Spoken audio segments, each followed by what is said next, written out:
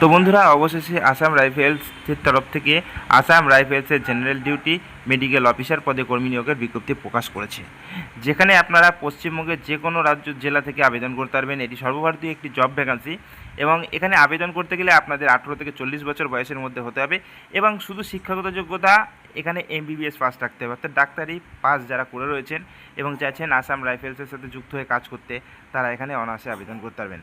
আবেদন ইতিমধ্যে শুরু হয়ে গিয়েছে। আপনাদের মধ্যে যদি কেউ এমন ইচ্ছুক রয়েছেন যারা ভারতীয় সেনাবাহিনী অর্থাৎ আসাম রাইফেলসের সাথে যুক্ত হয়ে কাজ করবেন, তবে এখানে আপনাদের স্যালারি দেওয়া হবে 20,500 টাকা থেকে শুরু এবং তার সাথে 70,000 টাকা পর্যন্ত পদোন্নতির সম্ভাবনা রয়েছে।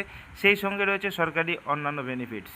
তো বন্ধুরা, আবেদন 8ই জুলাই পর্যন্ত চলবে। তো আপনাদের মধ্যে যারা ইচ্ছুক আবেদন করবেন তারা অবশ্যই আবেদন করতে পারবেন। আরও বিস্তারিত জানতে আপনাদের www.banglahabi